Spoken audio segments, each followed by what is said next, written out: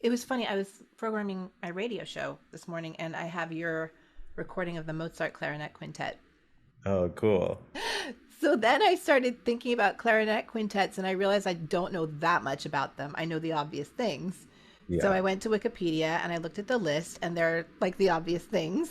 But it made me think about something which I swear to you, I hadn't thought about this before, and it's so dumb. But for me as a pianist, this whole like expansion of the canon, it's not because I didn't have anything to play before, right? It's just because like there's more and it's great.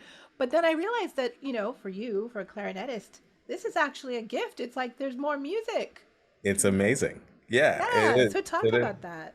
Yeah, I mean, like you said, you have so many great, beautiful pieces for, piano. It's like you have all this famous repertoire. We don't have the same thing. So often when I'm asked to play something, it's like, okay, Mozart or Brahms, like, Right, right. and that's great. But when you get a chance to like have presenters say, what would you like to play? Or like, are there other pieces that you want to play besides Mozart and Brahms? I mean, it is such a gift, because Yeah. you get to do a couple different things. You get to expand your own repertoire. You get to expand the repertoire for everyone, for the world. It is a really beautiful opportunity to be able to discover absolutely gorgeous pieces of music. Yeah. So you're bringing the Samuel Coleridge-Taylor Clarinet Quintet, Yeah. and which I think I'm correct. It was inspired by Brahms' Clarinet Quintet. It was written just a few years after that. Yeah, yeah. Well, most of the people that wrote for that combination, clarinet and strings, four strings, Mozart and Brahms wrote these gorgeous pieces that everyone that wrote clarinet quintets after that aspired to. And so for sure, in the style, in its sound, in its color, and in probably in this particular case, inspired specifically by the Brahms Clarinet Quintet. And how could you not be?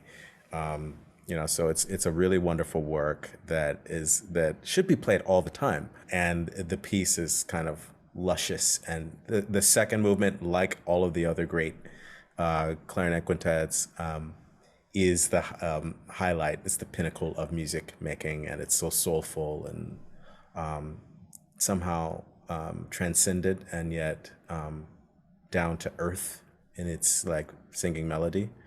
It's a gorgeous, gorgeous piece. Yeah.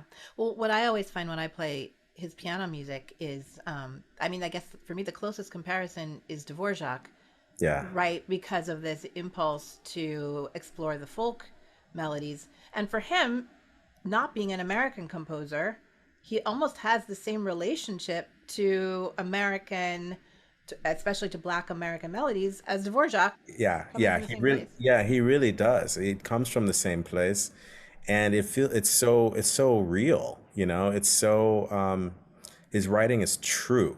So it Yeah. sounds like he's using kind of the same harmonic techniques, but it just feels right. It feels real. And music is like that, right? It can transport you. So you write music that sounds like you were singing spirituals, in the South in, the 1800s, 1700s. That's what his music feels like to me. It's like coming home, going Right. home. There's a lot Well, of going home, that feeling of like yeah. traveling, to that space. And Yeah. it's gorgeous. Which is maybe the place that it does differ from Dvorak's connection with this music, because he's of Africa. His father is African, and he's growing up without his father in England. So can you just imagine what it would have been to discover those melodies and that like connection across an ocean? But it's a lot of emotion. Yeah, yeah, for sure. And when I first heard the piece, I was overwhelmed. I was overwhelmed by that emotional connection. And when you play a piece of music and it feels like personal, like that's what it feels like to play this piece. It does feel like coming home.